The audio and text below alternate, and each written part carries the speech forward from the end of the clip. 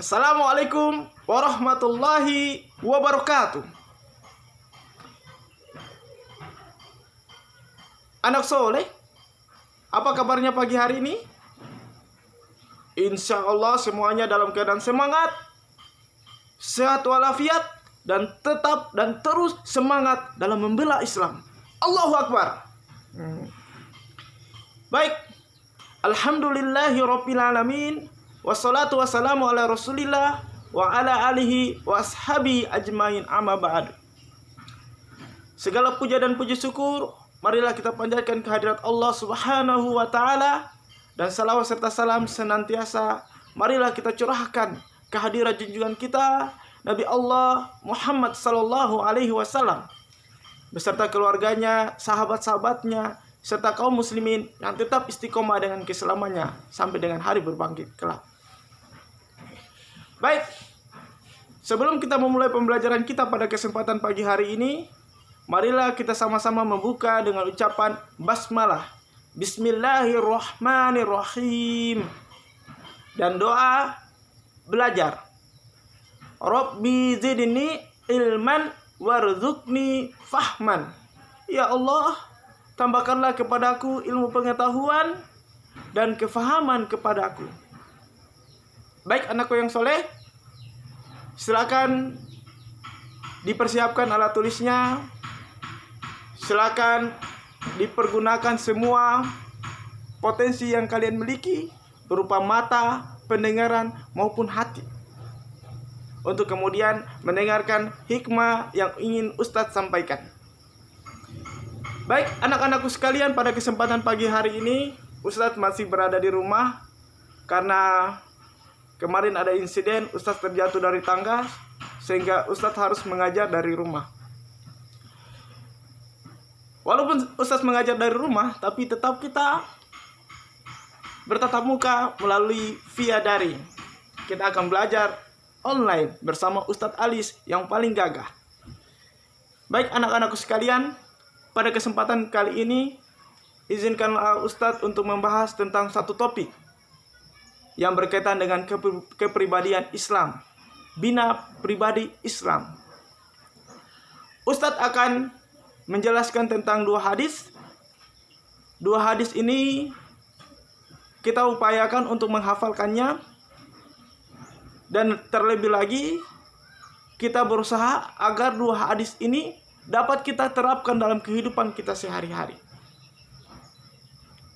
Baik, hadis pertama, Rasulullah Shallallahu Alaihi Wasallam pernah bersabda, "Ittaquz zulma, fa inna zulma zulmatu yaumal qiyamah." Takutlah kamu berbuat zalim, karena sesungguhnya berbuat zalim itu akan mendatangkan kegelapan di hari kiamat. Anak soleh, Ustadz ulang ya, ittaquz zulma zulmatu yaumal qiyamah. Ittaquz zulma, fa inna zulma zulmatu yaumal qiyamah. Takutlah kamu berbuat zalim, karena sesungguhnya berbuat zalim itu akan mendatangkan kegelapan di hari kiamat.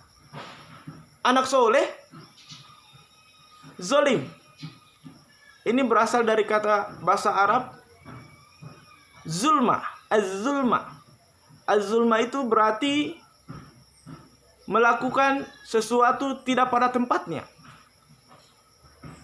Melakukan sesuatu tidak pada tempatnya. Lawan dari kata az-zulma adalah al-adil. Adil. Adil, adil. Bukan adil kelasnya kita ya, adil. Adil ini berarti istilah meletakkan sesuatu pada tempatnya. Sedangkan lawannya adil adalah zulma. Anak soleh, perbuatan yang termasuk dalam kezaliman adalah apabila anak-anakku sekalian mengambil haknya orang lain. Misalnya apa? Mencuri. Mengambil sendal temannya di masjid tanpa sepengetahuan dari temannya. Mengambil pulpen temannya di atas meja tanpa izin dari temannya. memakai apa? Tipex temannya tanpa sepengetahuan dari yang punya. Hati-hati anakku yang soleh. Kita harus berhati-hati. Jangan sampai Allah Subhanahu wa taala akan menetapkan kita sebagai orang yang zalim karena kita tidak meletakkan sesuatu pada tempatnya. Seharusnya, ya ini yang seharusnya kita lakukan. Kita harus meminta izin dulu untuk memegang, bahkan untuk meminjam barang orang lain. Pegang aja harus minta izin. Adil, bisa saya pegang tipexmu? Boleh. Kalau seandainya Adil bilang boleh, berarti kita boleh meminjamnya, boleh memegangnya. Terus Adil bilang sama Adil, Adil, kalau begitu boleh tidak aku pinjam tipexmu? Aku pakai tipexmu. Kalau Adil bilang tak boleh, berarti kita tidak boleh untuk menggunakannya. Tapi kalau seandainya Adil bilang, karena Adil baik hati, dia mengatakan, silakan Adil, tidak apa-apa. Berarti boleh untuk menggunakannya. Apalagi bentuk kezaliman. Bentuk kezaliman yang lain adalah seperti kamu menyakiti hati temanmu, membicarakannya di belakang. Si Aulia itu rambutnya keriting. Si Bunga itu matanya merah. Si Satrio itu hidungnya pesek. Dan lain sebagainya. Anakku yang soleh dan soleha, mengatai seseorang itu adalah salah satu bentuk kezaliman juga. Apalagi membicarakan sesuatu yang tidak benar tentang dirinya. Kemarin itu saya lihat Adnan, dia ambil roti di kantin, padahal Adnan tidak melakukan apa-apa. Hati-hati anakku yang soleh. Itu juga adalah salah satu bentuk kezaliman. Dan dosanya itu tidak akan diampuni sebelum orang itu meminta maaf kepada Adnan misalnya. Seperti itu ya anakku yang soleh ya. Ingat, tidak boleh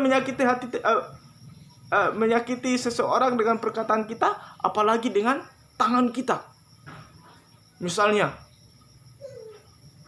Sultan memukul Adil atau Sultan memukul Adnan. Tak boleh. Karena memukul itu termasuk juga salah satu bentuk kezaliman. Dan ingat, kezaliman itu akan mendatangkan kegelapan di hari kiamat. Hati-hati.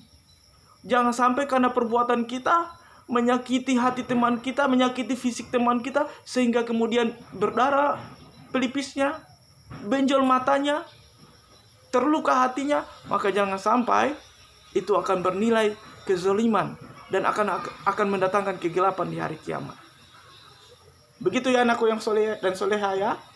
Kita harus berhati-hati kepada kezaliman. Ustadz ulangi lagi. Ittaquz zulma fa inna zulmatu yaumal qiyamah. Takutlah kamu berbuat zalim, karena sesungguhnya berbuat zalim akan mendatangkan kegelapan di hari kiamat. Hadis kedua. Ittaqullaha wasilu arhamakum. Takutlah kalian kepada Allah dan sambunglah silaturahim. Ittaqullaha wasilu arhamakum. Ittaqullaha wasilu arhamakum. Takutlah kalian kepada Allah dan sambunglah silaturahim. Maka oleh sebab itu anak-anakku sekalian, cara kita menyambung silaturahim dengan teman kita adalah dengan berkata yang baik dengannya, dengan saling memberikan hadiah misalnya, saling mengunjungi di saat liburan misalnya, teleponan, SMS-an untuk menanyakan kabar misalnya, dan beberapa hal lainnya. Dan yang paling penting adalah kita harus menjaga sikap kita. Tidak boleh menyakiti hati dan fisiknya. Kita menyakiti hatinya dengan mengata-ngatai dia, membuli dia dengan perkataan, atau kita menyakiti dia dengan memukulnya. Itu tidak diperbolehkan. Dan Ustadz paling tidak senang kepada anak-anak yang suka menyakiti hati temannya dalam bentuk menggunakan tangannya. Karena itu salah satu bentuk kezoliman. Baik anak-anakku sekalian yang selalu dirahmati Allah Subhanahu wa taala, yang baik hatinya, kesimpulan yang dapat Ustadz sampaikan pada kesempatan pagi hari ini di rumahnya Ustadz yang berada di Alebo Konda, semoga dapat diambil hikmahnya. Ustadz sampai simpulkan bahwa janganlah kita berbuat zolim. Ittaquz zulma fa inna zulma zulmatu yaumal qiyamah.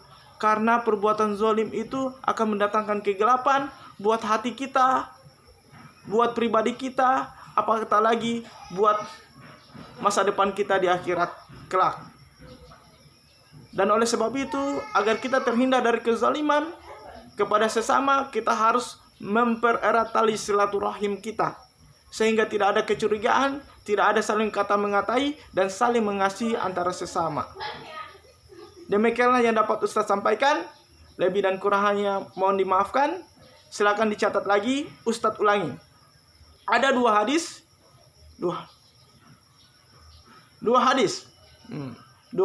yang kemudian kalian mencoba untuk hafalkan dan terapkan dalam kehidupan kalian masing-masing. Yang pertama, ittaquz zulma fa inna zulma zulmatu yaumal qiyamah. Hadis kedua, ittaqullaha wasilu arhamakum. Silakan dihafal-hafalkan di rumah. Ustadz berharap kalian dapat mengirimkan kepada Ustadz video sudah menghafalkan dua hadis yang Ustadz sampaikan di kesempatan pagi hari yang berbahagia ini. Demikian, assalamualaikum warahmatullahi wabarakatuh. Subhanakallahumma wa bihamdika asyhadu an la ilaha illa anta astaghfiruka wa atubu ilaik.